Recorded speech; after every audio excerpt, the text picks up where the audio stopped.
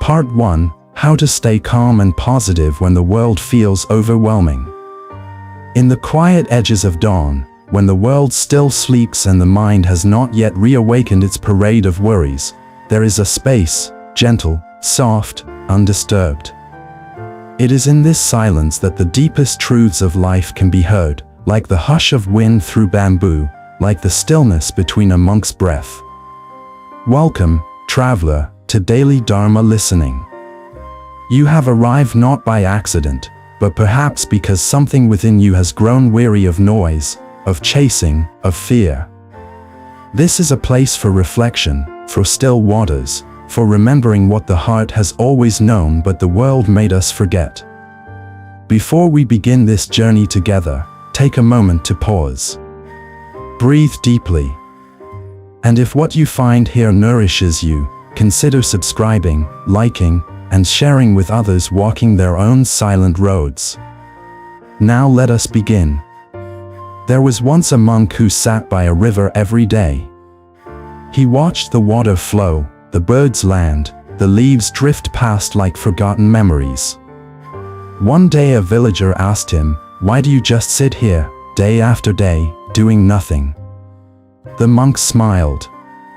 "Because in doing nothing," he said, "I see everything." This story, as simple as it seems, carries one of the oldest teachings in the heart of Buddhist wisdom, that peace is not something we achieve, but something we remember. The modern world demands much of us. Alarms ring, screens flicker, deadlines loom, and news cycles spin tales of chaos. We are told to strive, to accumulate, to win. Yet beneath it all, the soul whispers for stillness. Buddha's teachings remind us that our suffering does not arise from the world itself, but from how we relate to it. The Buddha said, "You are not punished for your anger. You are punished by your anger." The same is true of fear, anxiety, and despair. They are not merely emotions, they are echoes of our entanglement with impermanence, with expectations, with illusion. To learn how to stay calm and positive in the face of overwhelm, we must begin not with the external world, but within. The first truth is this: the mind is like a garden. Whatever we plant will grow. If we sow seeds of worry, the weeds of panic and stress will take root. But if we cultivate mindfulness, compassion, and presence, then even in the darkest storm, there will be blossoms of peace. In the Buddha's time, a man approached him, trembling with grief. He had lost his son and was drowning in sorrow. He begged the Buddha to bring his child back. The Buddha, in his deep compassion, said, "Go to every house in the village and ask if they have ever known suffering. If you find a house untouched by sorrow, I will help you." The man returned, having gone to every home, and in each, he heard stories of pain, loss, struggle. He wept, not for his own grief, but for the realization that suffering binds us all. In this way, he began to heal, not by changing his past, but by transforming his understanding. To find peace in chaos is not to escape it, but to move differently within it. The breath is a sacred bridge. When the storm howls outside, come home to your breath. Inhale with awareness. Exhale with surrender. It is not mere oxygen, it is presence. It is the body's way of saying, "I am here now." In these small returns to presence, we learn to live without fear. Fear feeds on imagined futures. But Buddhist reminders teach us that life only ever happens in this moment. You are not your past regrets, nor your future anxieties. You are this heartbeat, this breath, this now. And within this now, nothing is lacking. How many times have you hurried through a day, chasing what you believed would bring happiness, only to lie awake at night feeling hollow? This is the nature of craving. The Buddha described it as a fire, the more we feed it, the more it consumes us. But when we learn to sit with discomfort without reaching to numb it, we open a doorway to truth. In silence, we meet ourselves, not the version sculpted by society, but the raw, tender, luminous being that was always there. Buddhism for beginners does not ask you to believe, but to observe. Notice your thoughts. Watch them come and go, like clouds in the sky. You are not your thoughts. You are the sky itself, vast, clear, untouched. When anxiety grips you, do not fight it. Instead, ask gently, what am I believing right now? Often, suffering arises not from the moment, but from a story we're telling about it. Shift the story, and the suffering softens. There is great power in stillness. In the eye of the storm, there is calm. And so too within you. When life feels loud, be the silence that listens. When others shout, be the stillness that hears. To protect your energy in a chaotic world, do not build walls, build awareness. Know when to step back. Know when to breathe. Not every battle is yours to fight. Not every noise is yours to answer. There is a Zen saying, let go, or be dragged. So much of our pain comes from clinging to opinions, to identities, to expectations. But life flows like water. Try to hold it, and it slips through your fingers. Let it move, and it nourishes everything. Surrender is not weakness. It is wisdom. It is understanding that control is an illusion and peace lies in release. To transform your mind is to change the lens through which you see the world. Where once you saw enemies, you begin to see wounded beings. Where once you saw failure, you now see lessons. The world remains the same, but your relationship to it becomes sacred. For those struggling with restlessness, with sleepless nights and churning thoughts, consider this: the mind cannot rest where there is resistance. But when you accept each thought without judgment, they begin to pass like travelers on a train, arriving, then leaving. You need not entertain them. Just observe. In this way, Buddhist lessons for anxiety become not abstract philosophy, but living practice. When you feel lost, return to your breath. Return to your body. Touch the ground. Feel the air. Say silently, this is now. The Buddha taught that in every moment, we have the chance to begin again. You do not need to fix your entire life. Just anchor into the next breath. Healing is not a destination. It is a gentle turning toward what is. And so, dear listener, as this first step on our path comes to a close, know this: you are not alone. Across the centuries, millions have walked this same road, through sorrow, through joy, through seeking. What you carry in your heart is not weakness, but the first whisper of awakening. Keep listening. Keep softening. Keep coming home to yourself. If this journey speaks to you, let it not end here. Subscribe to Daily Dharma Listening. Like, share, and become part of a circle of souls walking gently through the noise. Together, we will remember the ancient ways. Together, we will light the lanterns of wisdom, one breath at a time. Part 2: The quiet strength within you when life becomes uncertain. There is a moment just before the sun rises when the world appears suspended between darkness and light, as if deciding which direction to choose. In many ways, our lives often mirror this thin threshold, a space of uncertainty, hesitation, and quiet fear. Yet within this space lies a hidden strength that Buddhist wisdom has spoken of for centuries, a strength we rarely recognize because it does not roar or shine or insist on being seen. It is the inner stillness that becomes visible only when everything else starts to crumble. To walk this path requires neither perfection nor knowledge, but sincerity, curiosity, and a willingness to look gently into one's own heart. The Buddha taught that human suffering begins not in the world, but in the mind. We suffer, he said, because we cling. And what do we cling to? Certainty, security, identity, expectations. The illusion that life must unfold according to our plans. When we cling to these ideas, uncertainty becomes frightening. But when we release them, uncertainty becomes possibility, an open sky instead of a locked door. In this sense, to understand Buddhist teachings is to recognize that life's unpredictability is not a punishment, it is the nature of all things. There is a story of a farmer whose only horse ran away. The villagers lamented, "How unfortunate." Yet the farmer simply replied, "Maybe." Days later, the horse returned with a group of wild horses. The villagers rejoiced, "How fortunate." Again the farmer said, "Maybe."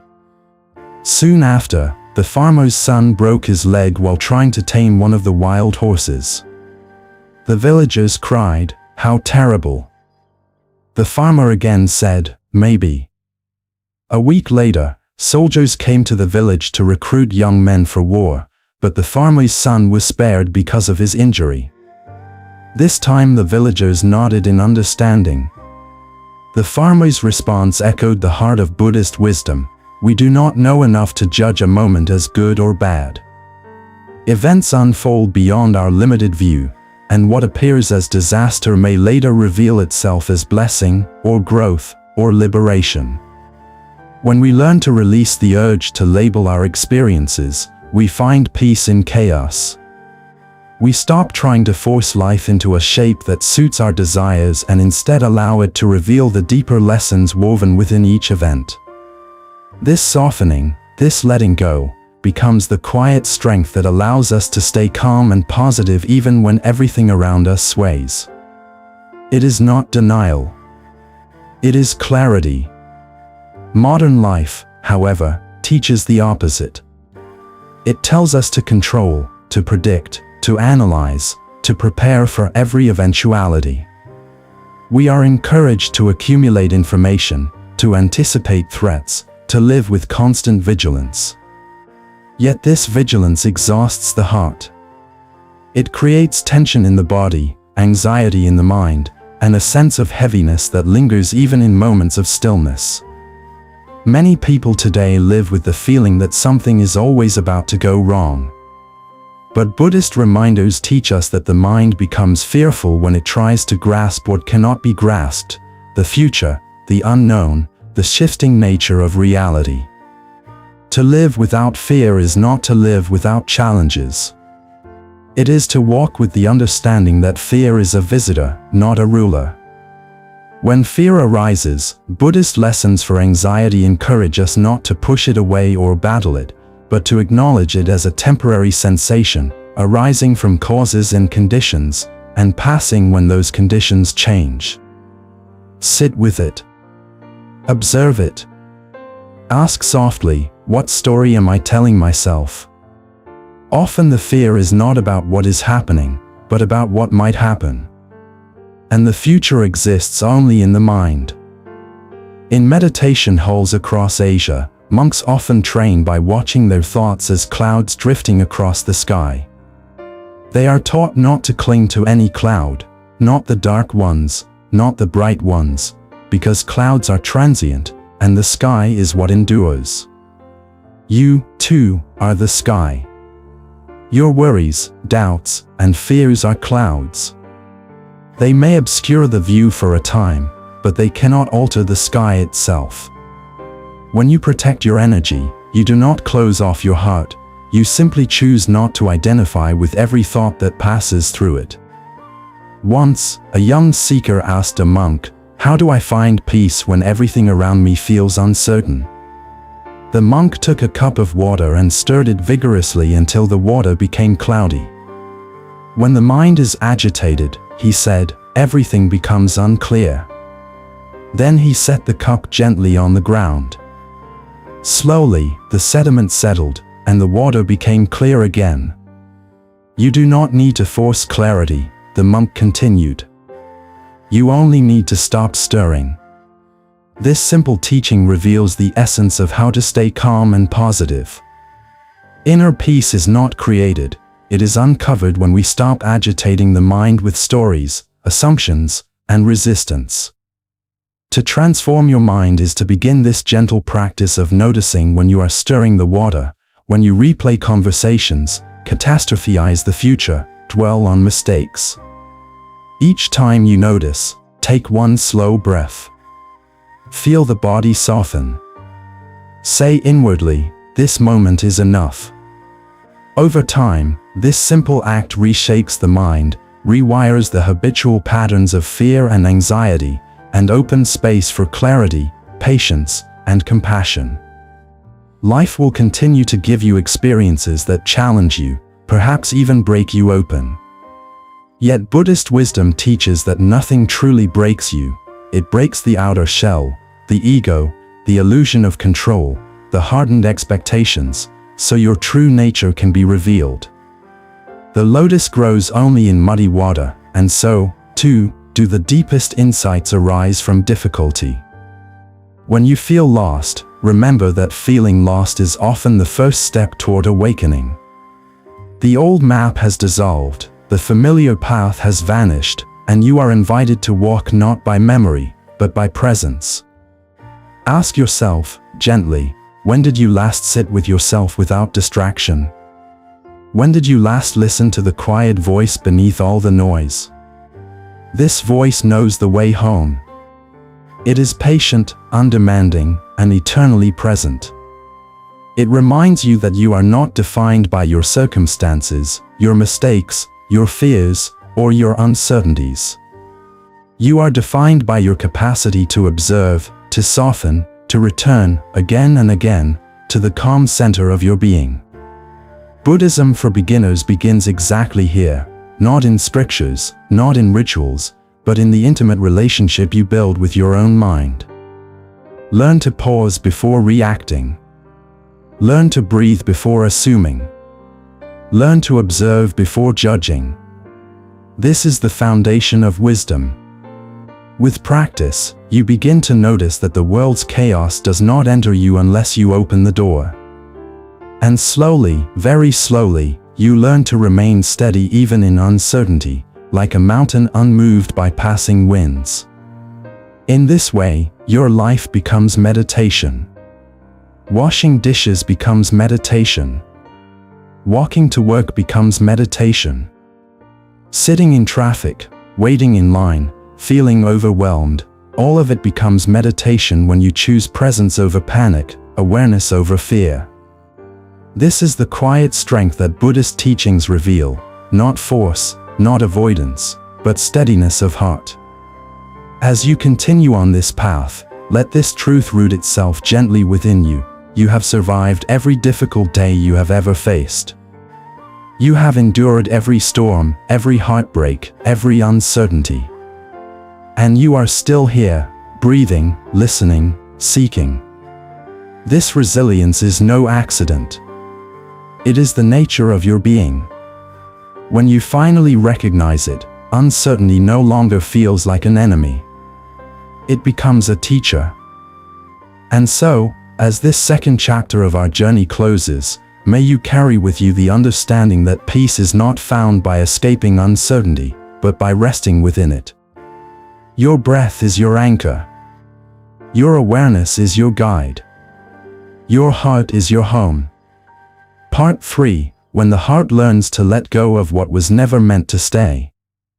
There is a kind of sorrow that sits quietly inside the chest, not loud enough to break us, yet persistent enough to linger through seasons of our lives. It is the subtle ache of holding on, to people who have left, to dreams that collapsed, to moments that faded, to versions of ourselves we no longer are. In Buddhist teachings, this ache is known as attachment, and it is one of the root causes of suffering. Yet we cling because we believe that by holding tighter, we can prevent loss. We forget that clinging does not preserve, it suffocates. And letting go does not erase, it liberates. In the stillness of this truth, the heart begins its long journey toward freedom. The Buddha often compared the mind to a hand. When the hand closes around something, it becomes rigid, limited in movement, unable to receive anything new. But when the hand opens, it relaxes, becomes receptive, spacious. In the same way, when the heart clings, it becomes heavy and contracted. But when the heart lets go, it becomes vast, gentle, able to breathe again.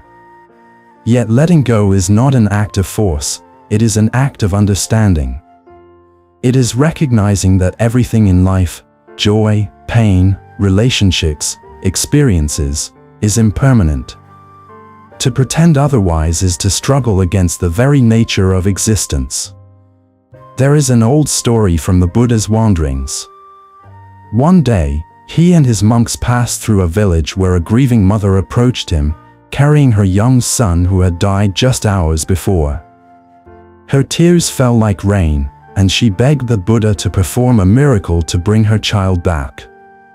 Instead of rejecting her plea, the Buddha told her to bring him a mustard seed from a household that had never known loss.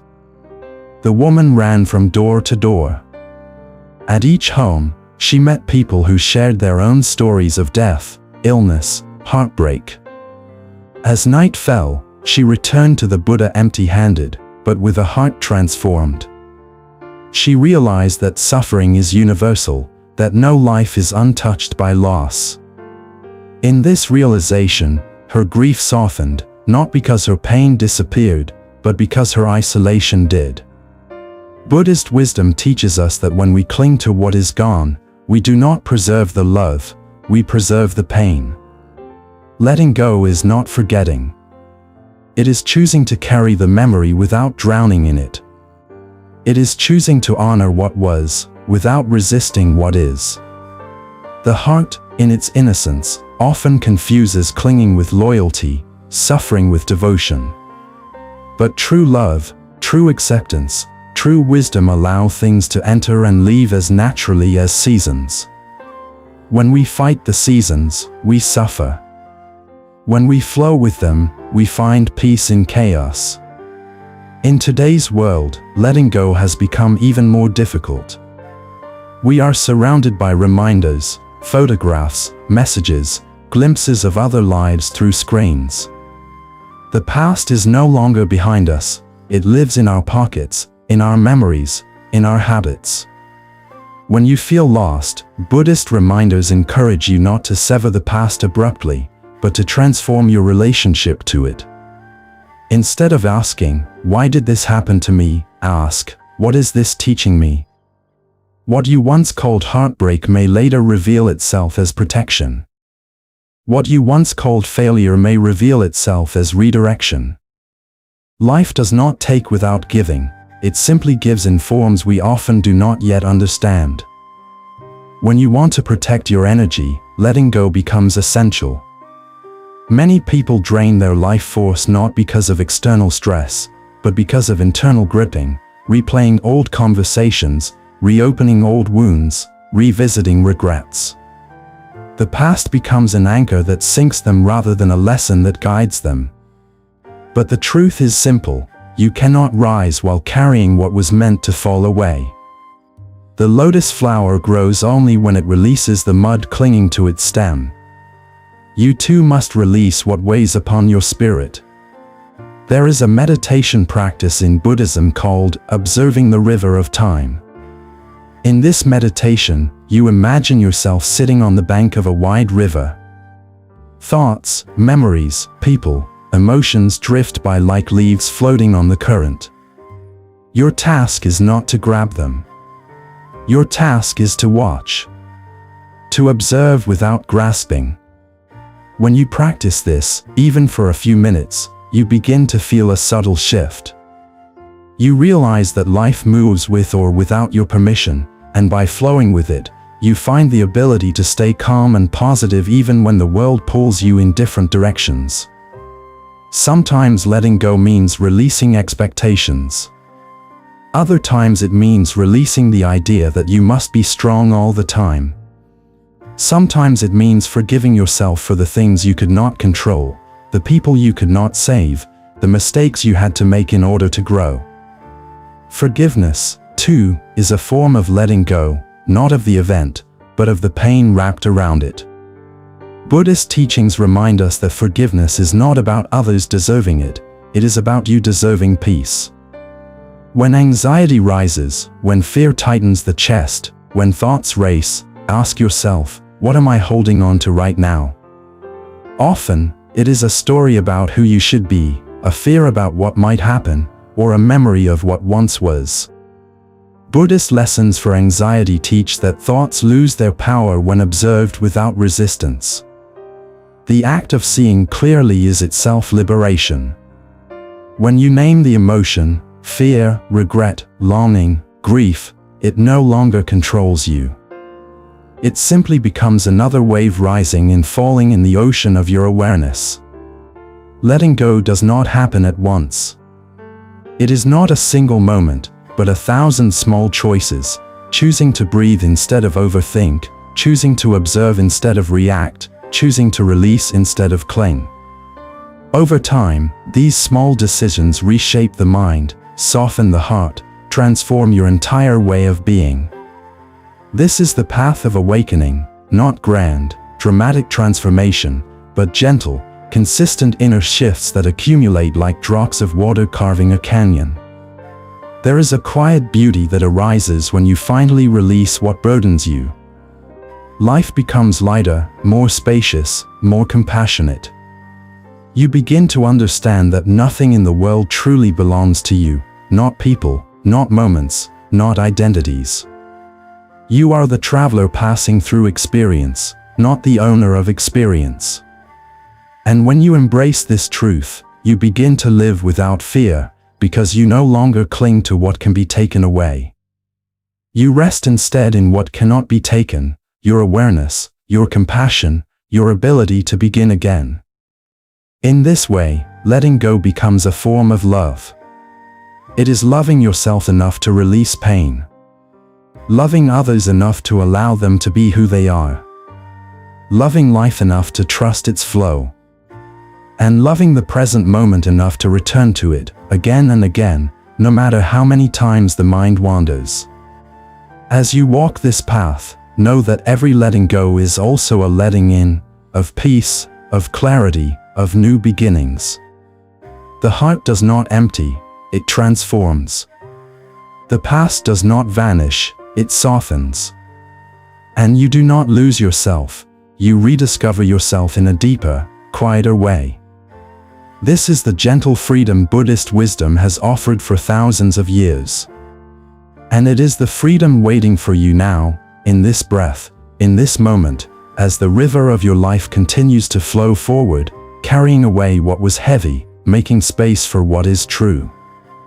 Part 4. The art of returning to yourself when the world pulls you away. There comes a time in every person's life when they suddenly realize how far they have drifted from themselves. It does not happen all at once. It happens slowly, silently, like a boat loosening from its anchor and drifting down a wide, unseen river. One day you look at your life and sense a quiet unfamiliarity, as though the person moving through your days is a version of you built by expectations, obligations, and noise.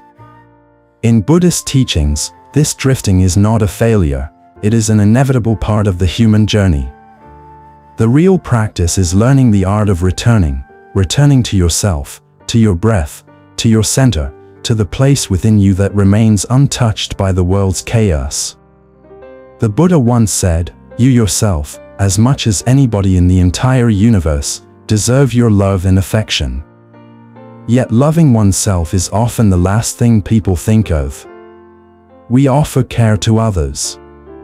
We stretch ourselves for work, relationships, and responsibilities. We pour energy outward until our inner well runs dry. And when emptiness arrives, in the form of anxiety, fatigue, restlessness, or disconnection, we call it weakness, laziness, or failure. Buddhist wisdom gently corrects this misunderstanding. The emptiness you feel is not a flaw, it is a message. It is your inner being whispering, "Come home." Returning to yourself begins with noticing. Noticing when your breath becomes shallow. Noticing when your mind begins racing after 1,000 thoughts. Noticing when your emotions tighten like a fist around your ribs. Noticing when you begin living for approval instead of authenticity. When you learn to recognize these subtle signs, you begin to understand that your suffering is not caused by life itself, but by your distance from your own presence. The more you drift, the more the world feels overwhelming. The closer you return to your center, the more you find peace in chaos. In old monasteries, monks were taught a simple yet profound practice: to pause before entering every doorway. For a brief moment, they would breathe, observe the mind, and enter with awareness. It was not about the doorway itself, it was a reminder that every moment of transition is an opportunity to return. Imagine living like this, noticing the thresholds in your day, the pauses between tasks, the silence between breaths. Each threshold is a doorway back to yourself. Modern life, however, rarely allows such pauses. The mind becomes crowded with information, responsibilities, and endless stimulation. We wake up already running, already thinking, already carrying yesterday's burdens into today. When this pace becomes habitual, we begin to lose our ability to stay calm and positive. Anxiety grows because the mind becomes too entangled in the world's demands. Buddhist lessons for anxiety teach that the mind cannot find peace when it is scattered. Only when it begins to gather itself, through breath, through awareness, through presence, does clarity emerge. Consider the image of a snow globe. When shaken, the flakes swirl violently, obscuring everything. But when you set it down gently, the snow begins to settle, and the scene inside becomes clear. Your mind is no different. The more you shake it, with fear, assumptions, overthinking, comparison, the less you can see. But when you let it settle, even for a moment, the truth becomes visible. You begin to understand what truly matters, what is asking to be released, and what is calling you home. Returning to yourself also means meeting the parts of you that have long been ignored: your fatigue, your doubts, your wounds, your longing for rest. Many people resist these feelings, fearing they will drown in them. But resistance is what creates drowning. Acceptance creates buoyancy. When a monk is overwhelmed, he does not run from the feeling. He bows to it.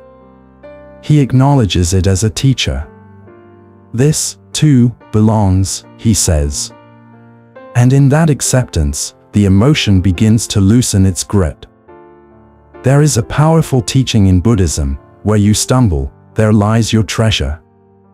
The places where you feel lost, uncertain, or broken are not signs of failure, they are doorways to deeper understanding. When you feel lost, it is often because you have outgrown an old version of yourself.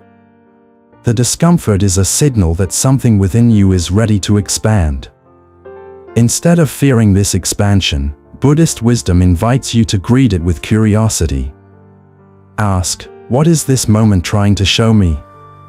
The answer rarely comes immediately, but the asking itself softens the heart.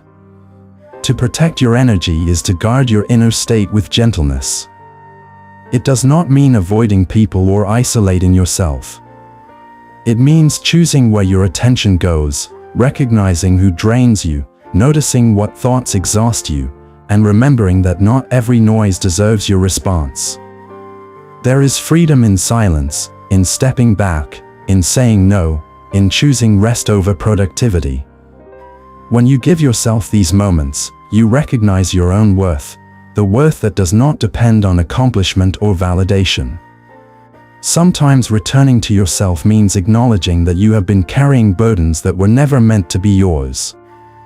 Expectations from society, pressure from family, roles inherited from childhood, fears passed down through generations, these weights accumulate quietly. Buddhist teachings remind us that clarity arises when we ask, "Is this mine?" If the answer is no, you can gently set it down. If it is yes, you can hold it with compassion instead of judgment. Either way, the act of inquiry becomes a return. There is a story of two monks traveling together. At one point, they arrived at a river where a woman stood, unable to cross. One monk lifted her onto his back, carried her across, and set her down gently on the other side. Hours later, the second monk said, "Brother, why did you carry that woman? We monks are not to touch women." The first monk replied, "I set her down hours ago. Why are you still carrying her?" This story, simple yet profound, illustrates how the mind clings long after the moment has passed. Returning to yourself means recognizing what you are still carrying, old conversations, old mistakes, old fears, and finally setting them down. To transform your mind is to reshape your relationship with your inner world. It is not about forcing positive thoughts or suppressing negative ones. It is about seeing clearly. When a negative thought arises, instead of believing it, observe it. When fear appears, instead of fighting it, breathe with it. When anxiety rises, instead of spiraling, return to the present moment. This gentle discipline becomes the path toward living without fear. The Buddha likened the mind to a lamp in a dark room.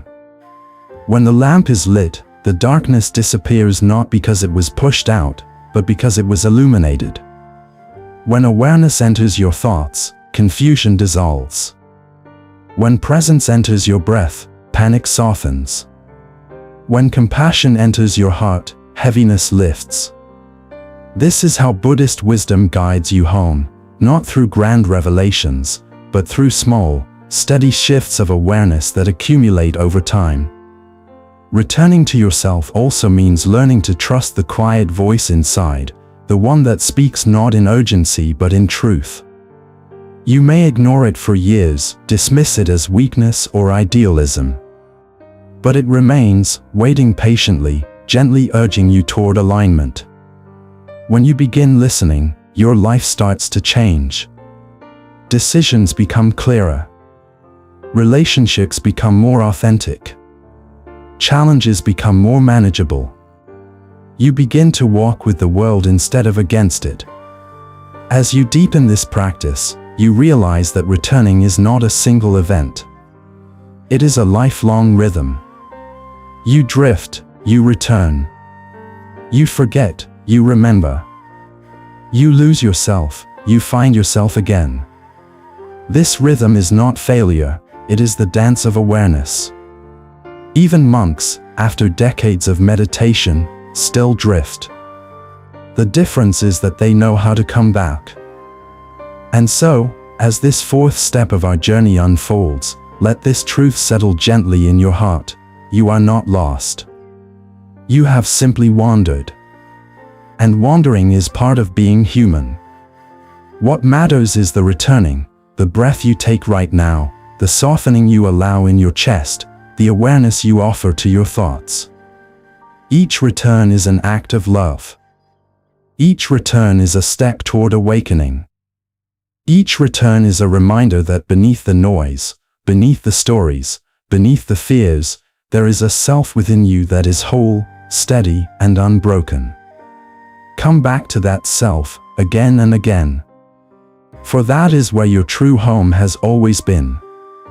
Part 5. Finding peace in the present moment when your mind keeps running away. There is a quiet truth that the world rarely teaches us. Most of our suffering does not come from what is happening, but from where our mind wanders. The body lives in the present, but the mind drifts endlessly, into the worries of the future, into the ghosts of the past, into imagined scenarios that may never come.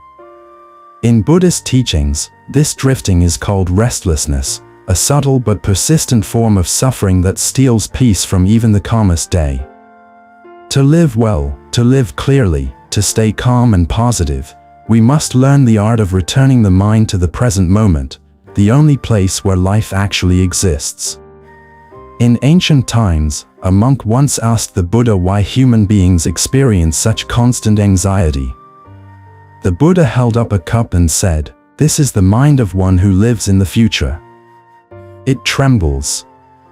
He then placed the cup on the ground. "This is the mind of one who lives in the present. It rests." This simple gesture captures the essence of Buddhist wisdom. Peace is not something we chase, it is something we stop running away from. Yet the modern mind has become a runaway horse, fast, powerful, and often out of control.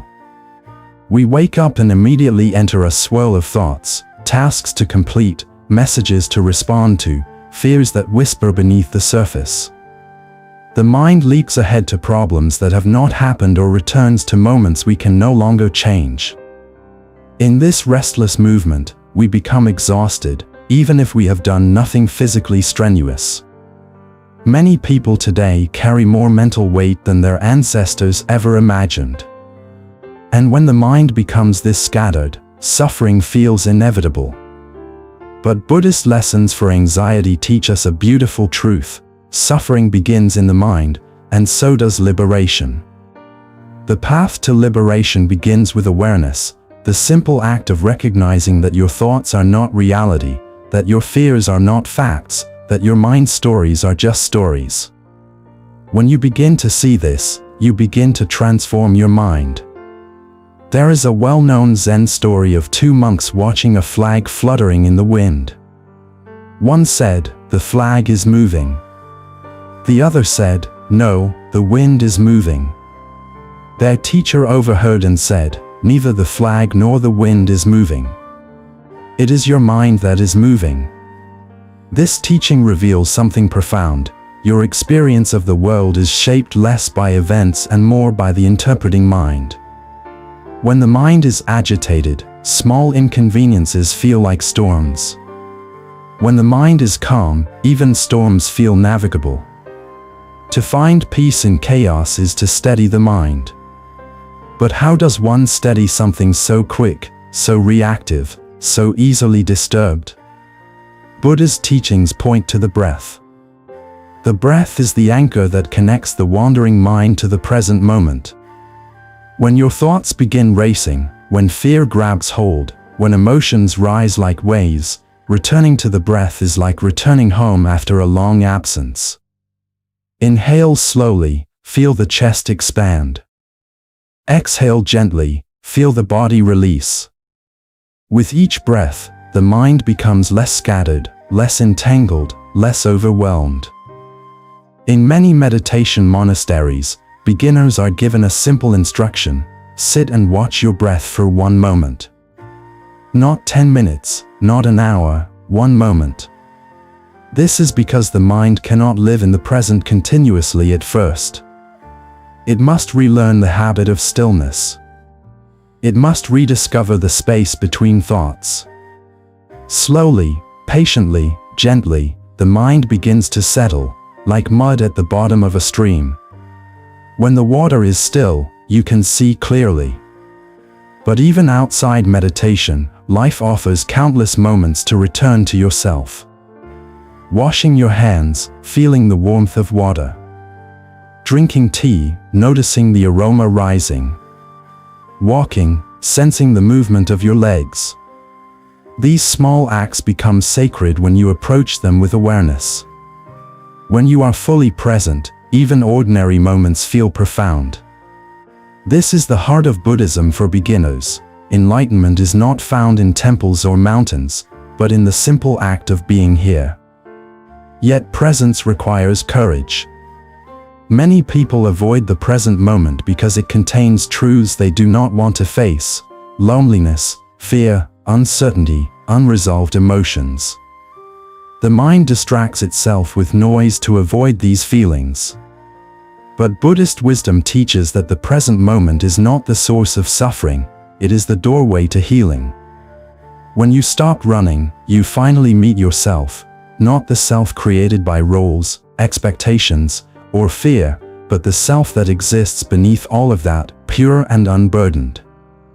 When you feel lost, when the world overwhelms you, when you begin to doubt your own strength, return to your breath and ask gently, what is truly happening right now? Not what your fear imagines. Not what your assumptions predict. But what is real in this moment. You will often find that the present is far more bearable than the mind's stories. The mind creates storms that do not exist outside of it. And when you see this truth, you begin to live without fear. There is a powerful teaching: your worst enemy cannot harm you as much as your unguarded thoughts. To protect your energy is to protect your mind from spiraling into narratives that drain your peace. Begin to notice when you slip into catastrophizing, overthinking, or comparing yourself with others. These mental habits are like thieves stealing your serenity. But the moment you become aware of them, they lose their strength. Awareness shines a light into the mind, and in that light, confusion dissolves. In your journey through life, countless things will pull your mind away from the present: responsibilities, relationships, fears about the future. Returning to yourself is not something you do once, it is something you do again and again, like a monk ringing a bell to bring wandering minds back to the sacred moment. This repetition is not failure, it is practice. Every return strengthens the mind. Every return deepens your presence. Every return reminds you that peace is always available, waiting quietly for your attention. There is a saying in Buddhism: you cannot stop the waves, but you can learn to surf. This teaching reflects the essence of finding peace in a world filled with uncertainty. Life will not stop being unpredictable. Thoughts will not stop arising. Emotions will not stop shifting. But you can learn to witness them with clarity instead of drowning in them. You can learn to rest in the space beneath the waves. You can learn to let the world move around you without losing your inner stillness. Imagine sitting beside a river. Thoughts pass like leaves drifting by. Some are bright, some are dark, some are heavy, some are light. If you chase them, you fall into the river and are carried away. But if you watch them, you remain on the shore, balanced, steady, awake. Buddhist teachings remind us that freedom is not the absence of thoughts, but the absence of attachment to them. And so, the present moment is not merely a place of peace, it is a place of wisdom. It teaches you what matters and what does not, what is real and what is imagined, what is yours to carry and what you can release. The more time you spend here, the more your heart softens, the more your fears quiet, the more your life begins to feel spacious, open, and compassionate. As this fifth step on our journey ends, breathe deeply and know this truth: peace is not far from you. It is not hidden, not elusive, not reserved for monks or saints. It is here, in this breath, in this heartbeat, waiting for you to stop chasing the future and stop clinging to the past. It is waiting for you to return, with gentleness, with patience, with love, to the only moment that has ever truly belonged to you, now. If this teaching resonates with you, consider subscribing, liking, and sharing this message so that more hearts may find solace in these ancient waters. Together, we continue walking the path of awakening, one mindful breath at a time. Part 6: Walking through suffering without letting it define you. There comes a point in every human life when suffering feels like a shadow that refuses to leave. It follows quietly at first, then heavily, then so completely that you begin to wonder whether it has become part of who you are. The mind whispers that pain is permanent, that sorrow is your new identity, that exhaustion is your destiny. Yet Buddhist teachings remind us gently that suffering is not who you are. It is only something you experience, not something you become.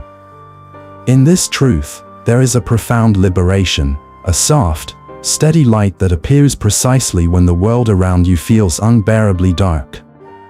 The Buddha himself began his path because he saw suffering clearly, not as a curse, not as a punishment, but as an invitation to understand the nature of human life. Birth, aging, illness, loss, disappointment, none of these are mistakes. They are woven into the fabric of existence. Trying to avoid them entirely is like trying to stop the ocean's tides.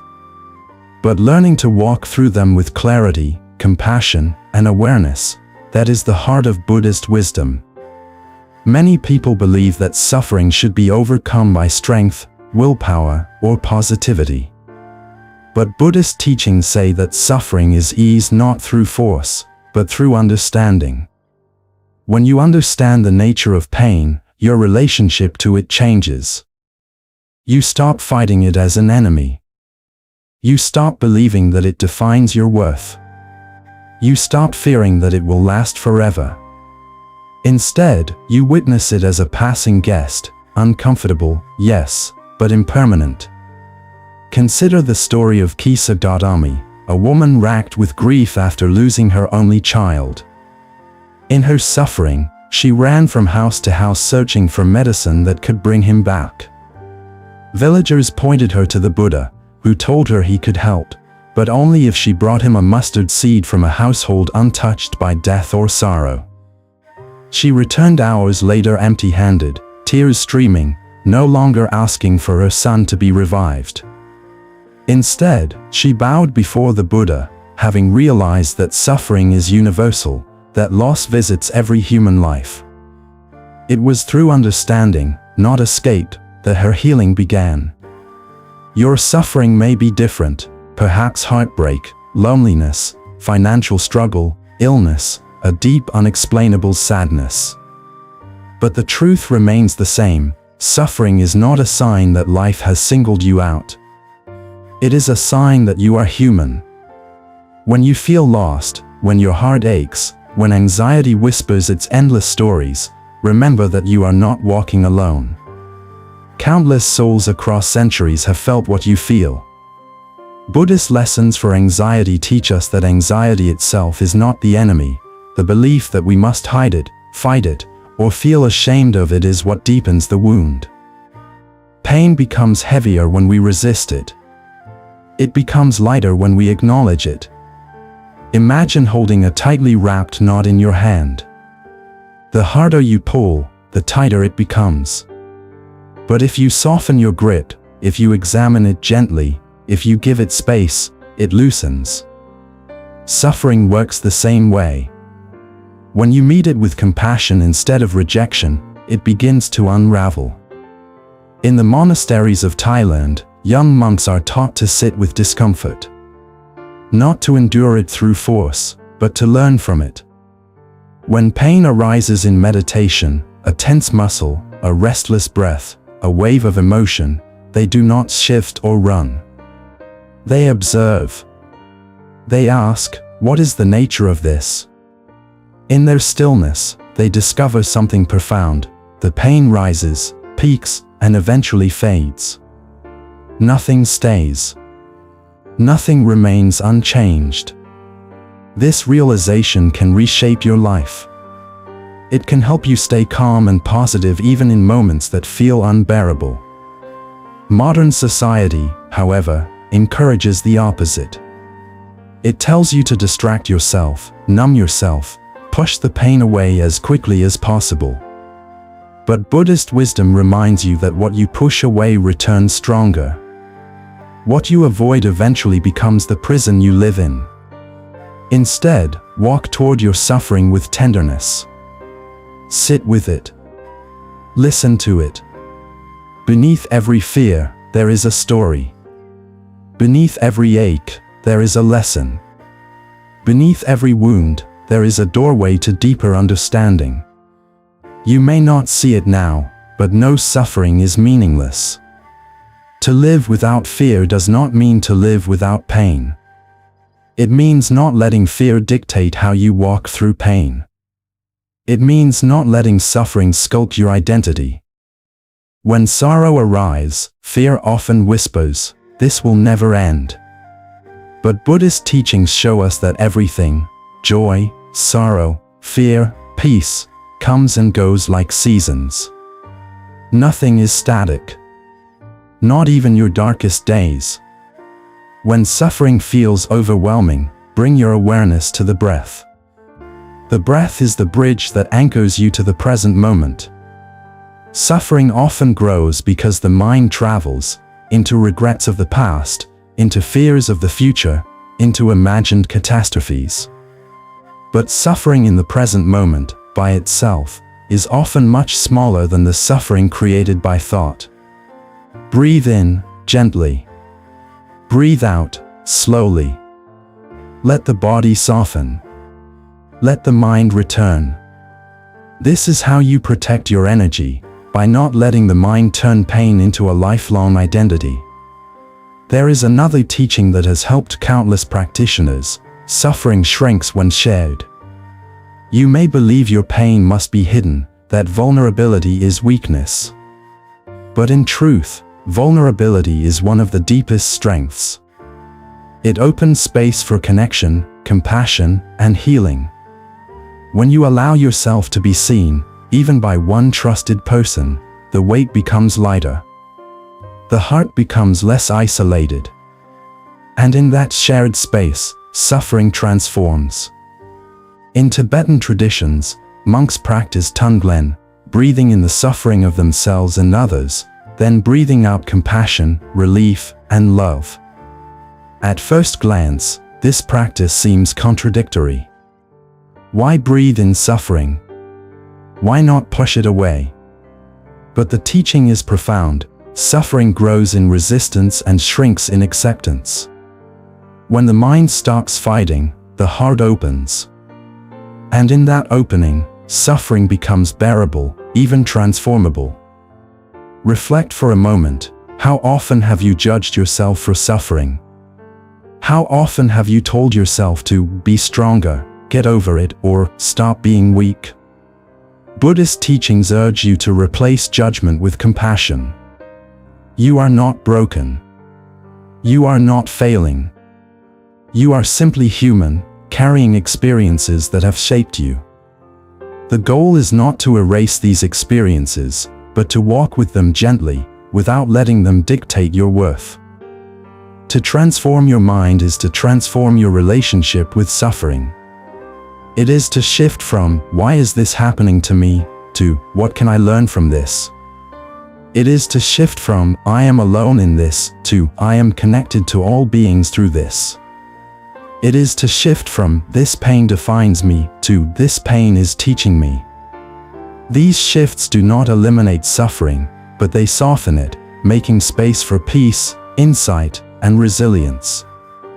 Your suffering, no matter how heavy, does not diminish your inner light. You may not see that light now, but it is there, steady, unbroken, waiting for you to remember it. Even the darkest night sky is filled with stars that remain unseen behind clouds. Your inner peace is like that, hidden sometimes, but never absent. As you walk through your suffering, take refuge in your breath, in your awareness, in the simple truth that you are stronger than the moment you are facing. You have survived every difficulty in your life so far. You have risen after every fall. You have healed from pains you once believed would break you. This strength is not something you created, it is something you uncovered. It is part of your true nature. Let this truth settle into your heart. Suffering is not the end of your journey. It is a passage, a teacher, a turning point. And when you emerge, softer, wiser, more present, you will see that your suffering did not define you. It refined you. It deepened you. It returned you to yourself. In this way, you walk not away from suffering, but through it, with awareness, with compassion, with the gentle courage of one who knows that on the other side of pain, there is always new understanding, new peace, and a deeper connection to all beings who walk this fragile, beautiful path of life. Part 7. The strength of a gentle heart in a world that moves too fast. There is a quiet kind of strength that most people overlook, the strength of gentleness. In a world that urges you to move faster, push harder, achieve more, and toughen yourself against the constant flow of challenges, gentleness is often mistaken for weakness. But Buddhist teachings reveal the opposite.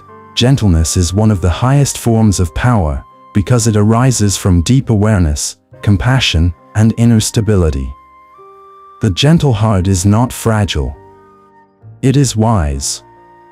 It knows when to act and when to step back, when to speak and when to remain silent, when to hold on and when to let go. It is the heart that moves through life not with fear, but with understanding. The Buddha taught that a gentle heart is built through presence. Most suffering arises not from what happens to us, but from how we respond. When we react impulsively, with anger, fear, or judgment, we drain our own peace and create more chaos. But when we respond with gentleness, the storm outside cannot shake us as easily. This gentleness is not passive, it is grounded, clear, and steady. It allows you to stay calm and positive even when the world pushes you toward tension. Think of bamboo in the wind. The tree that refuses to bend cracks under pressure. But bamboo, flexible and soft, bends gracefully, allowing the wind to pass without breaking. This is gentleness, the ability to adapt without losing yourself.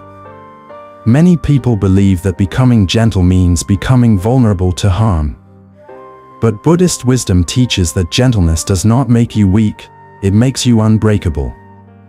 To understand this, you must first see how harshness arises within you. Harshness is not your nature.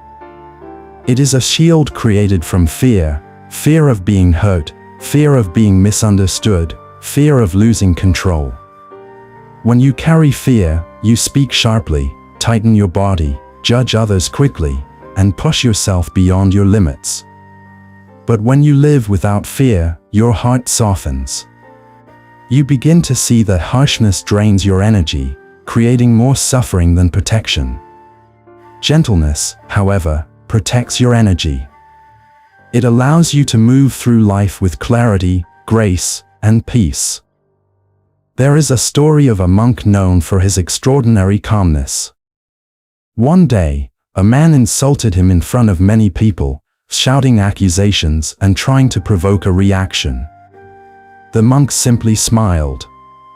Later, when someone asked how he remained so peaceful, the monk replied, "If someone offers you a gift and you refuse to accept it, to whom does the gift belong?" The lesson is simple yet profound. You do not have to accept every harsh word, every judgment, every projection. You protect your mind by choosing what to take in.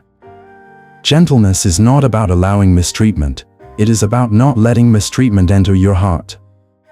Modern life often rewards aggression, speed, and ambition. People admire those who move fast, speak loudly, and dominate situations. But deep inside, many are exhausted, spiritually, emotionally, mentally. Their minds run like engines that never rest. Their hearts carry emotional weight they never address. In this restless state, people forget how to breathe, how to slow down, how to find peace in chaos. They forget that gentleness is not a luxury, it is a necessity for mental clarity and emotional healing. In Buddhist lessons for anxiety, gentleness begins with the breath. Anxiety does not respond to force, it responds to softness. When fear rises, when thoughts spiral, when the mind becomes overwhelmed, trying to push through often intensifies the suffering. But if you sit quietly, place a hand on your heart, and breathe gently, the body begins to relax. The nervous system softens. The mind slows. Compassion emerges. This simple act of gentleness becomes a doorway back to yourself. A gentle heart is not one that avoids conflict, it is one that approaches conflict with clarity and compassion. Consider water flowing around rocks. It does not resist the obstacle, it adapts, shifting its path with ease, yet wearing down the stone over time with its quiet persistence. This is the power of gentleness, unassuming but transformative. The Buddha often said that hatred does not cease by hatred but by love. This does not mean becoming naive or helpless.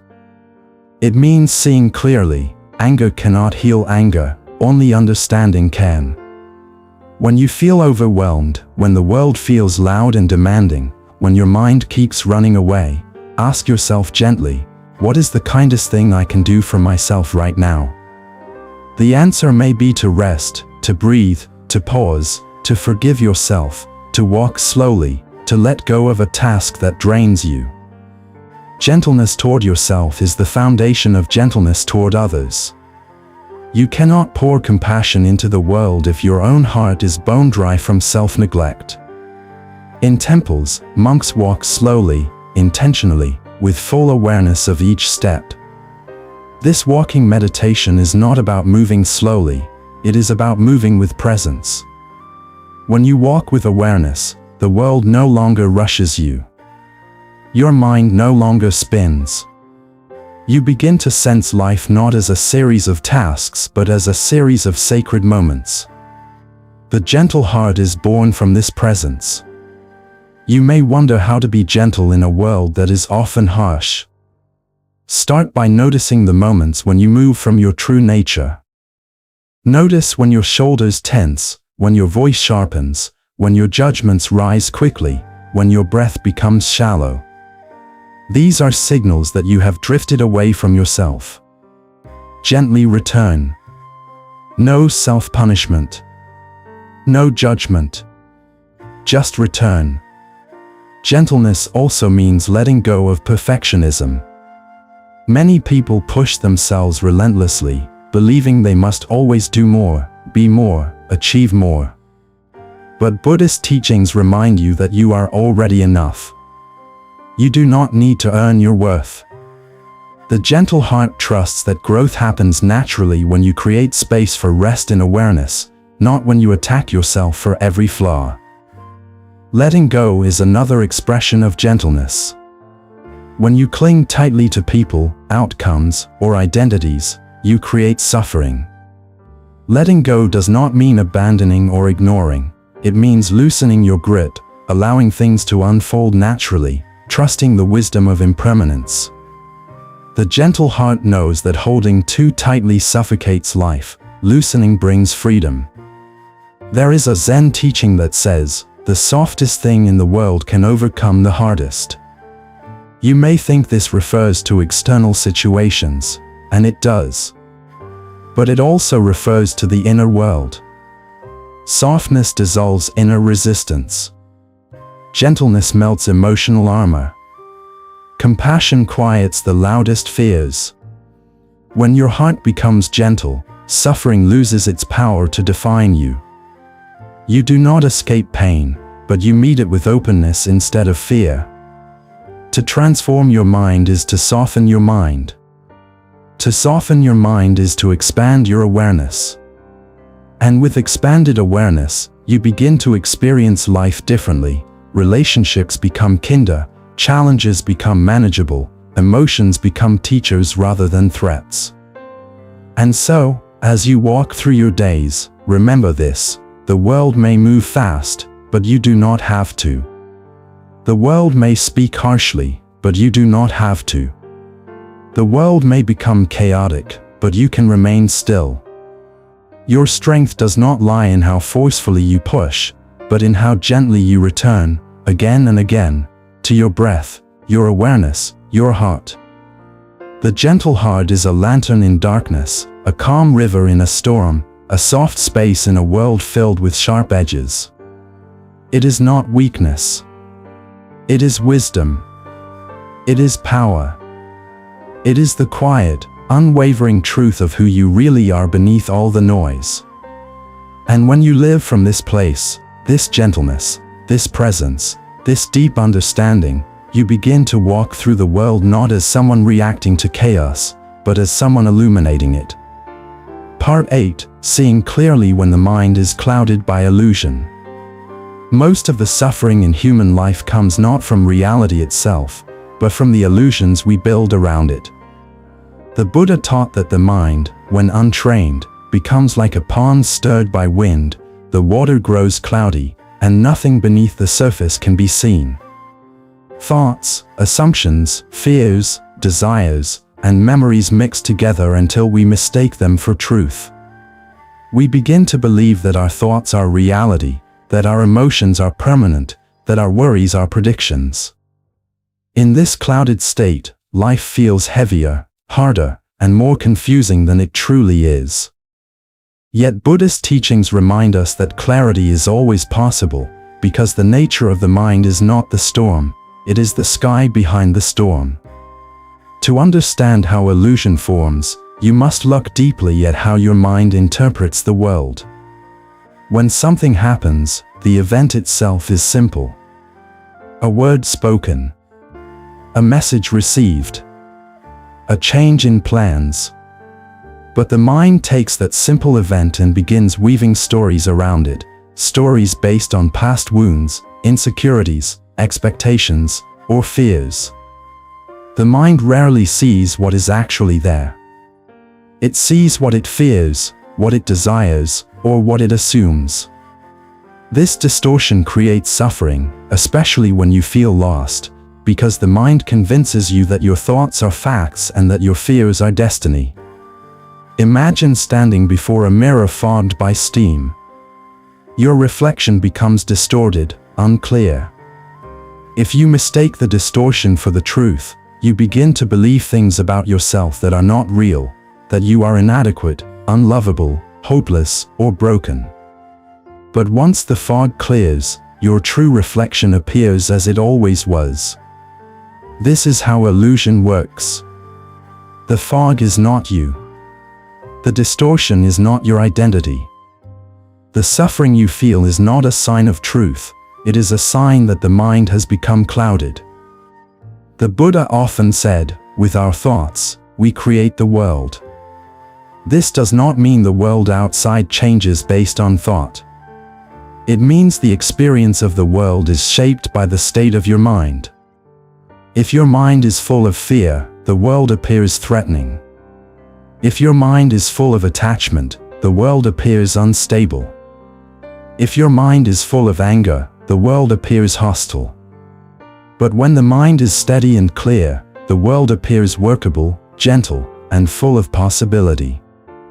To find peace in chaos, you must learn to see the difference between the mind story and the truth of the moment.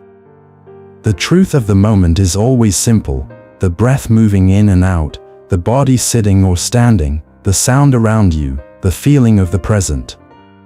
Everything else, every fear, every projection, every assumption, is added by the mind. When you learn to return to the present moment, illusions soften like mist in sunlight. But why does the mind cling to illusion so easily? Because illusion feels familiar. The human mind gravitates toward patterns, even painful ones, because it fears the unknown more than it fears suffering. A painful story still feels predictable. A fearful thought still feels safe because it keeps you alert. But Buddhist wisdom teaches that clarity cannot be found in fear. It can only be found in awareness. When you become aware of your thoughts, truly aware, you begin to see their impermanence. A thought arises, stays for a moment, and fades. You do not need to believe it. You do not need to obey it. You only need to observe it. This is the beginning of transforming your mind. There is a teaching, do not believe everything you think.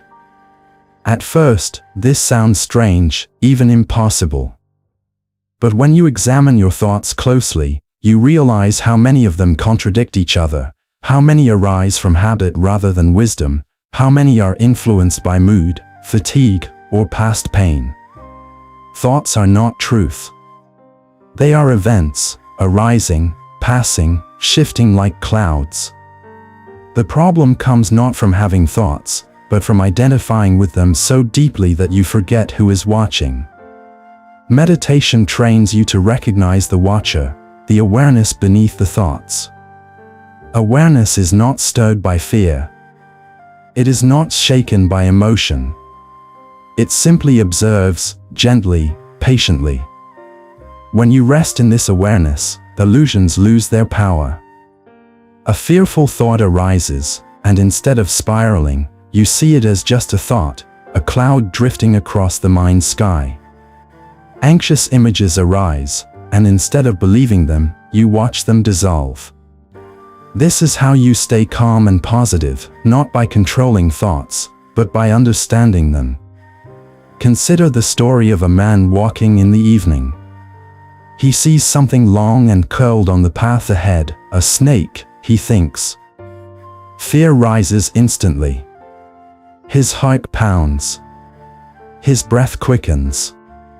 He freezes.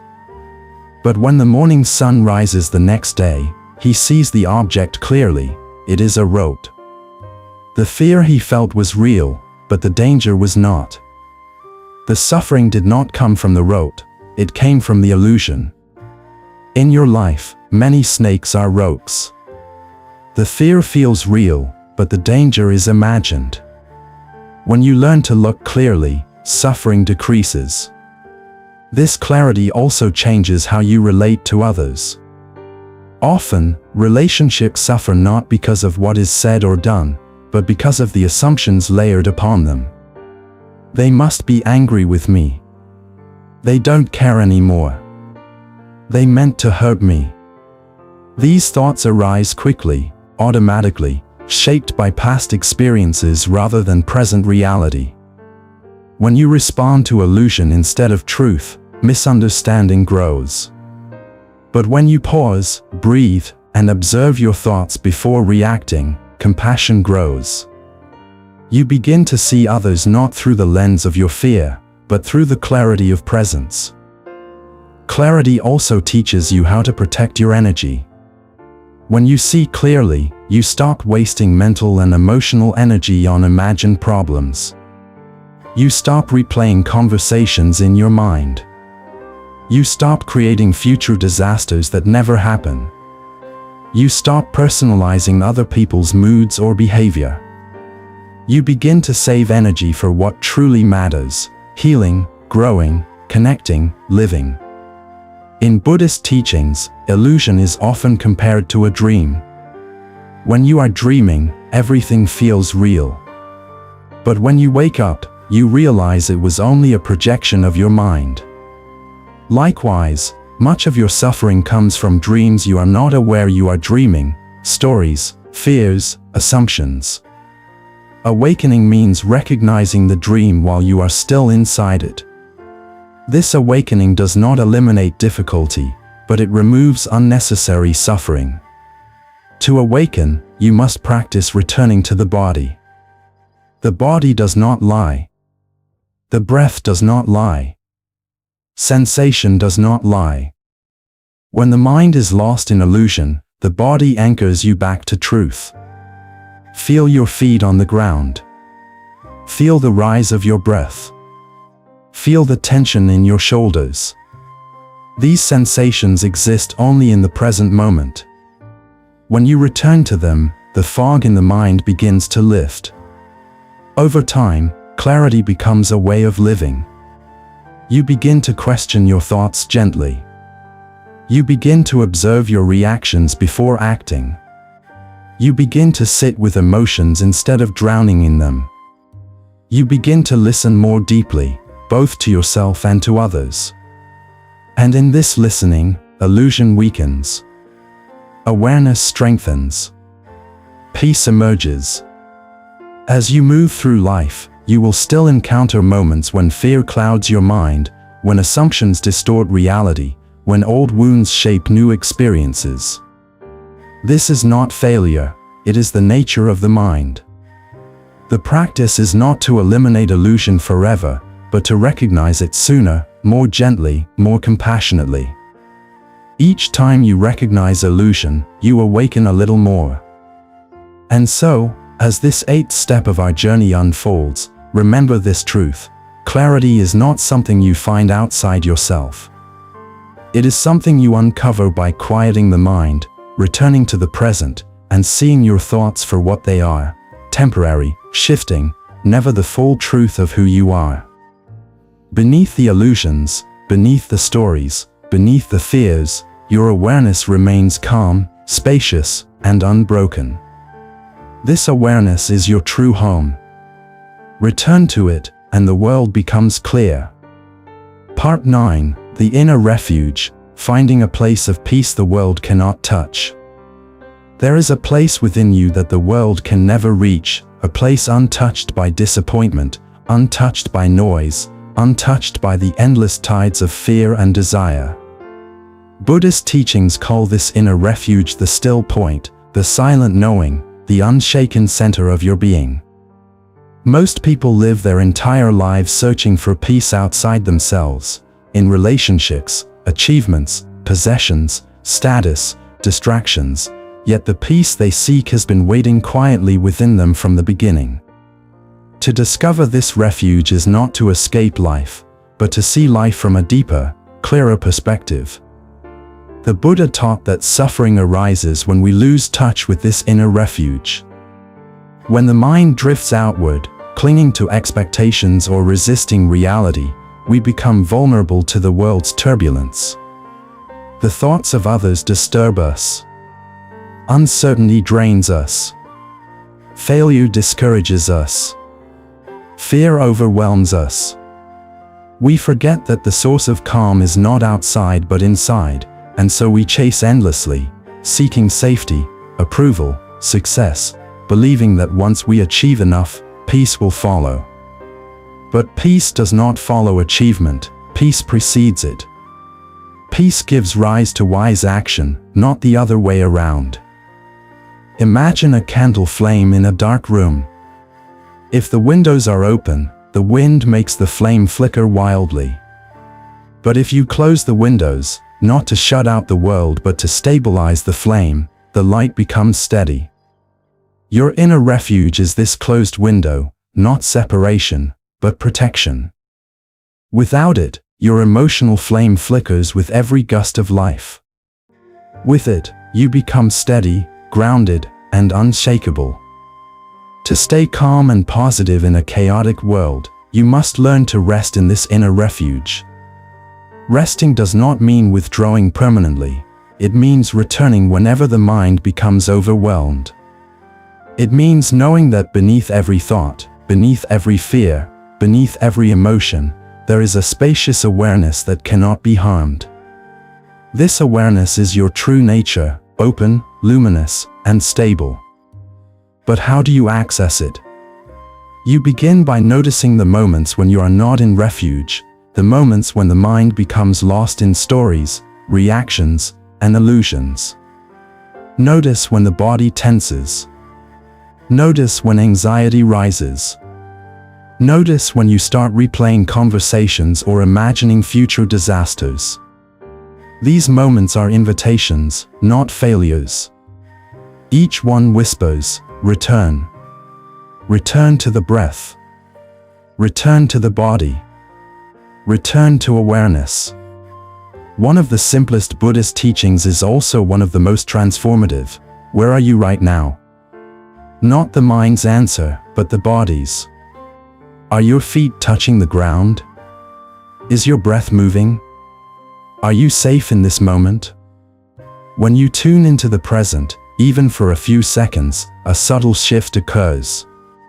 The noise loses its power. The fear loosens its grip. The mind becomes less clouded. This shift is the beginning of discovering your inner refuge. In ancient monasteries, monks practiced mountain meditation. They visualized themselves as mountains, grounded, rooted, unmovable, while thoughts and emotions passed over them like clouds. Storms came and went. Winds blew fiercely. But the mountain remained, unshaken. This meditation teaches the essence of Buddhist wisdom. Peace is not the absence of storms, it is the ability to stand firm through them. Your inner refuge is this mountain. When you rest in it, you begin to find peace in chaos. You stop identifying with every passing thought and emotion. You stop letting external events define your inner state.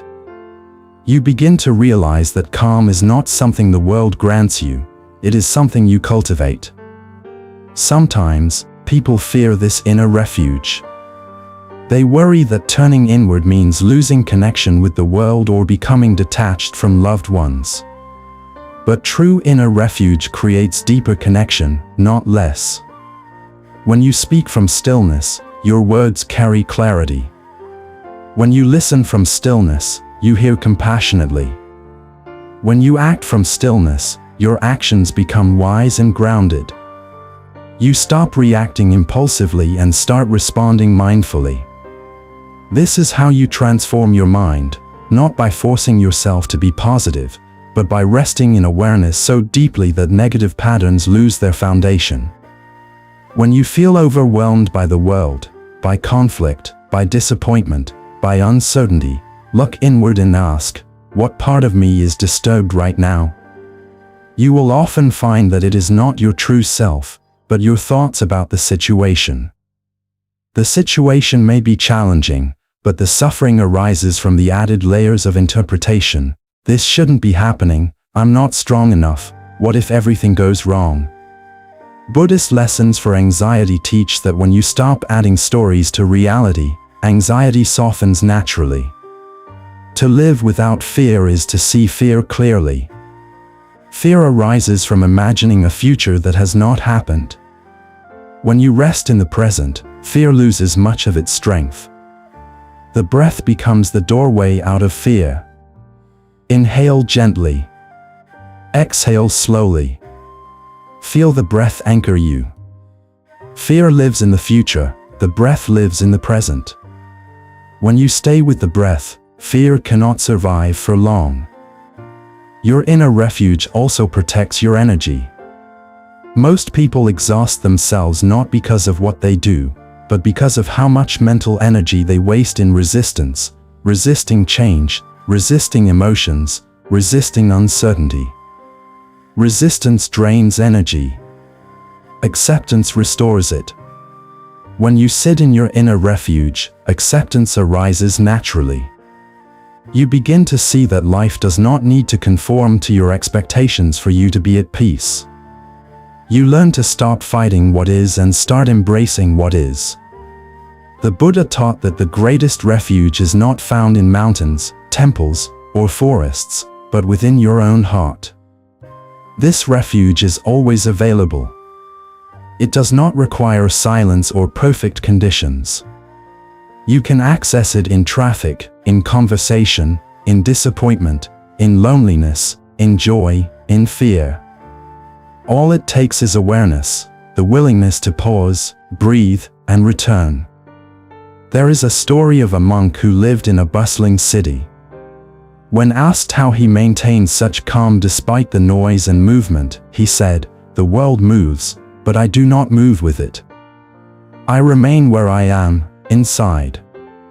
This does not mean he avoided the world. It means he carried his refuge with him. No matter where he walked, his peace traveled with him, because it lived within him. To find your inner refuge is to walk through life with a quiet confidence. You stop seeking approval because you already feel whole. You stop fearing uncertainty because you trust your ability to return to yourself. You stop being overwhelmed by emotions because you no longer identify with them. You begin to live from awareness, not from reaction. And so, as this ninth step of our journey unfolds, let this truth settle gently inside you. There is a place within you that no storm can damage, no criticism can touch, no failure can weaken, no fear can overshadow. This place is your refuge, your sanctuary, your true home. Come back to it whenever you need it. Come back to it even when you think you don't. With each return, the path becomes clearer. With each return, the heart becomes steadier. With each return, suffering loses its grip. Your refuge is here. It has always been here. It will always be here, waiting for your awareness to return. Part 10. Embracing impermanence, learning to love without holding, to live without clinging. From the moment we open our eyes as children, we begin grasping at the world. We cling to people, to moments, to memories, to identities, to dreams, to the versions of life we believe will keep us safe. We cling because we fear change. We cling because we fear loss. We cling because we do not yet understand that impermanence is not our enemy, it is the nature of everything that lives. Buddhist teachings remind us again and again that all things arise, all things transform, all things pass away. Nothing remains fixed. Nothing stays the same. And yet, instead of seeing this truth as a source of suffering, we can learn to see it as the very foundation of peace. Impermanence is not meant to frighten us. It is meant to free us. For if all things change, then suffering changes too. Pain softens. Wounds heal. Grief transforms. Even fear, when seen clearly, fades. The beauty of impermanence is that it reminds us nothing, not even our darkest moment, is final. But to embrace impermanence fully, we must let go of the illusion of control. We cannot stop change, cannot freeze moments, cannot hold people still in time. We can only learn to love gently, to walk lightly, and to appreciate deeply. There is a story in Buddhist tradition of a monk who carried a cup made of clay. One day, he told his students, "This cup is already broken." They looked at him with confusion, since the cup was perfectly intact. The monk explained, "Because I know the cup will someday break, I can cherish it fully now. I can drink from it, admire it, use it daily, without fear. And when the day comes that it breaks, I will not suffer, because I always understood its nature." This is the heart of understanding impermanence. When you accept the nature of things, you do not cling, and when you do not cling, you do not suffer unnecessarily. Many people think that accepting impermanence means detaching emotionally, caring less, or avoiding intimacy. But Buddhist wisdom teaches the opposite. When you understand impermanence, you finally learn how to care correctly, without possession, without fear, without demand. You love fully because you know moments are precious. You forgive more easily because you know resentment is a waste of your short time. You speak kindly because you understand words cannot be taken back. You stay calm and positive because you no longer fight life's natural flow. Impermanence softens the heart. It opens the mind. It deepens your appreciation for the simplest things: sunlight through a window, the warmth of another person's hand, the quiet moments that stitch your days together. When you stop clinging, you begin to notice beauty everywhere, not because life became more beautiful, but because you became more present. Clinging is rooted in fear, fear of losing what we love, fear of being alone, fear of change. And so, when we cling, we try to freeze reality, believing that control will protect us. But control creates tension, and tension creates suffering. In the same way that gripping a handful of sand makes it fall through your fingers, gripping life too tightly makes it crumble. The more gently you hold, the more you can truly feel. Impermanence also teaches you how to find peace in chaos. The chaos of the world becomes less threatening when you understand it is not permanent. The mind becomes less reactive when it sees the temporary nature of emotions. Anger comes, anger goes. Fear rises, fear falls. Sadness appears, sadness fades. Nothing stays. When you sit long enough with any emotion, you begin to see this truth directly. Imagine sitting on the edge of a lake on a windy day. The surface of the water is full of ripples and waves, constantly shifting. But the deeper layers remain calm. This is the nature of your mind. The surface, your thoughts, your fears, your emotions, is always changing. But your deeper awareness remains steady. Meditation helps you drop beneath the waves into this deeper stillness. When you touch this calm, you begin to transform your mind from the inside out. Many people resist impermanence because they fear it will take away what they love. But impermanence is not what takes things away. Impermanence is what allows things to exist. The flower blooms because it will wilt. The sunset glows because it will fade. The moment is precious because it will not return. If life were unchanging, it would be lifeless. If people never changed, growth would be impossible. If emotions never shifted, healing would never arrive. Impermanence is not loss, it is movement, evolution, awakening. There is a meditation practice in Buddhism where practitioners imagine everything around them dissolving, their possessions, their relationships, their bodies, their identities, not to evoke fear, but to reveal truth.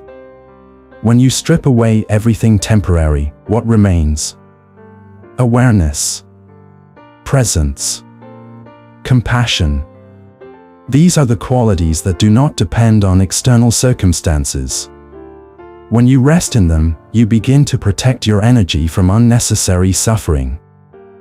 To embrace impermanence is also to embrace forgiveness. When you understand that you, too, are impermanent, that you are changing every day, you stop punishing yourself for past mistakes. You stop identifying with old stories. You stop believing that your past self defines your present self. You soften toward your own humanity. And when you soften toward yourself, you soften toward others. This understanding becomes especially important when you feel lost. Feeling lost is not a permanent state. It is a transition, a doorway, a sign that your old identity no longer fits and the new one has not yet formed. Rather than resisting this state, Buddhist teachings invite you to observe it with curiosity. What is shifting? What is being released? What is being born? Feeling lost is not a mistake, it is part of awakening. When you live with the awareness of impermanence, life becomes lighter. You stop taking things so personally. You stop clinging to opinions. You stop trying to control what cannot be controlled. You start opening, softening, trusting.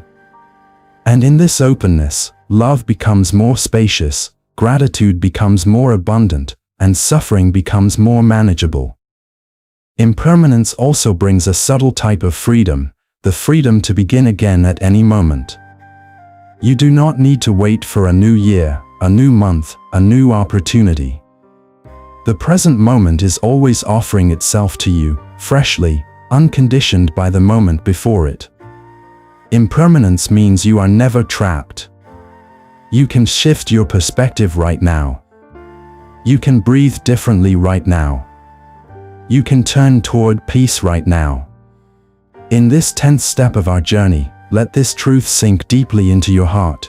Change is not something to fear. It is something to understand. Something to embrace. Something to bow to with humility. Impermanence is the teacher that never leaves, the teacher that shows you how to let go, how to love, how to live fully. Now, take a slow breath. Feel it rise, feel it fall. This breath did not exist before. It will not exist again. It is both temporary and complete. This is the nature of life, fleeting, precious, beautiful because it ends. If these teachings resonate with you, consider subscribing, liking, and sharing this message so that others may walk with us through this path of awareness and awakening. Let us continue together, gently, breath by breath, as impermanence becomes not a source of fear, but a doorway to freedom. Part 11, The Quiet Awakening, returning to the wisdom that has always lived within you. There comes a moment on the spiritual path when you begin to realize that everything you sought, peace, clarity, healing, strength, was never far away. It was not hidden in distant temples, not locked inside ancient books, not reserved for monks or sages. It has always lived quietly within you, waiting for the noise of life to settle so it could speak. This realization is the beginning of awakening, not dramatic, not loud, but soft, steady, like dawn slowly replacing the night.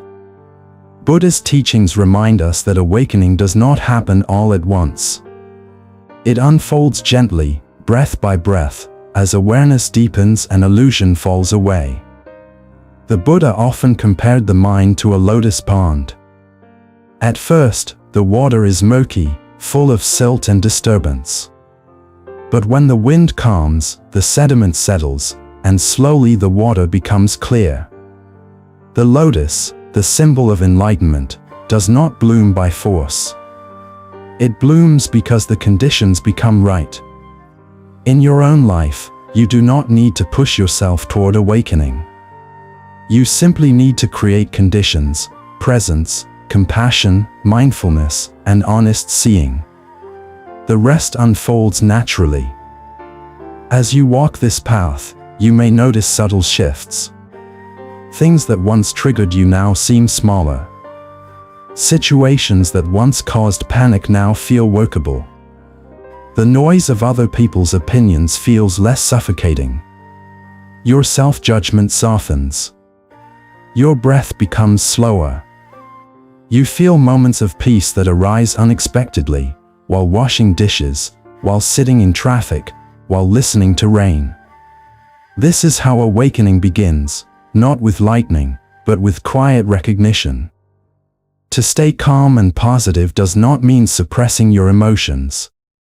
It means learning to see them clearly without letting them define you. When sadness visits, you greet it gently.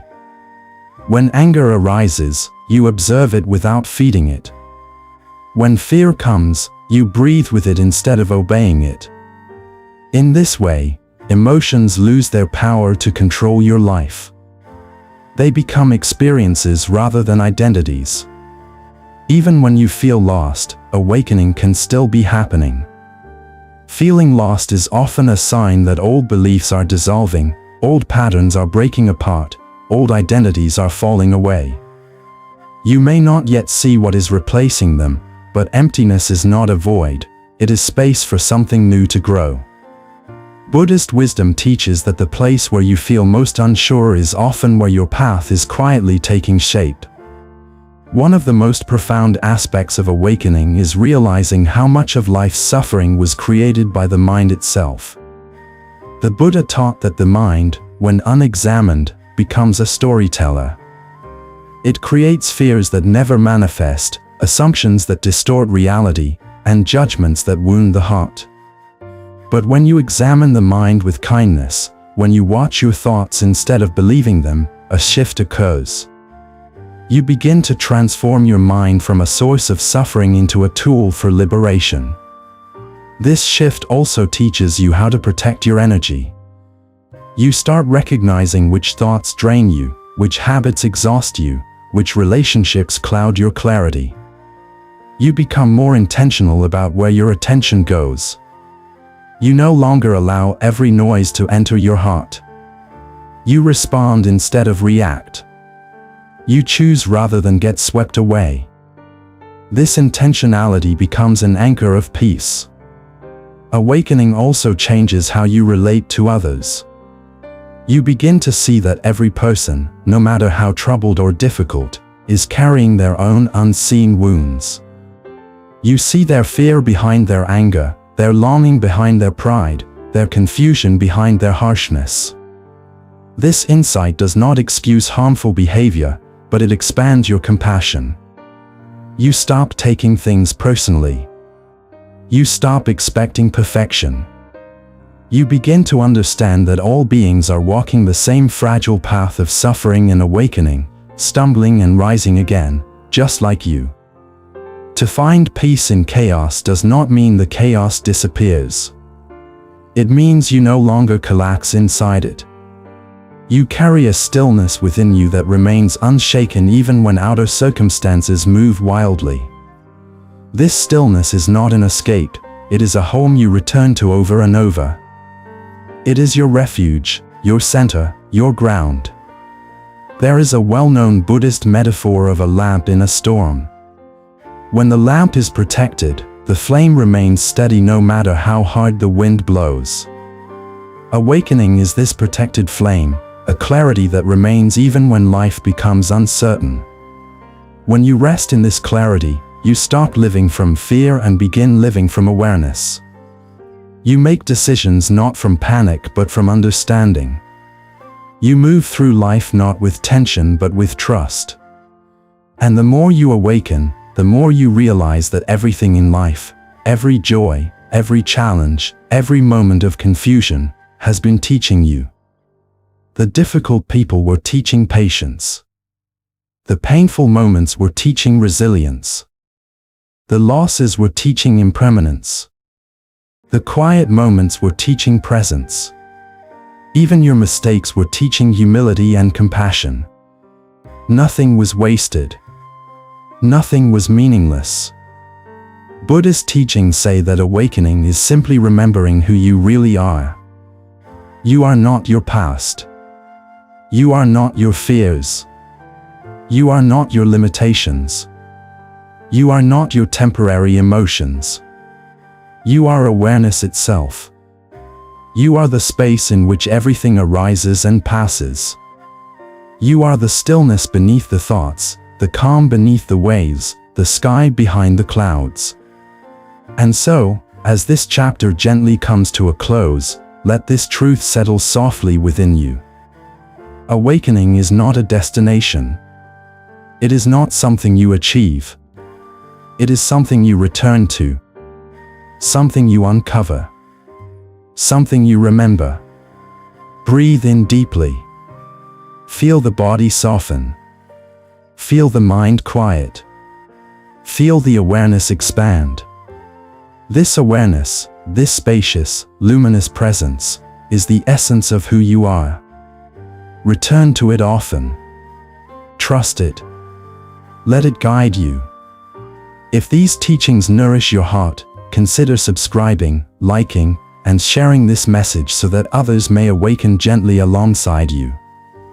Together, may we continue this journey of clarity, compassion, and deep inner peace, breath by breath, step by step, moment by moment, until awakening becomes the way we live, not something we seek.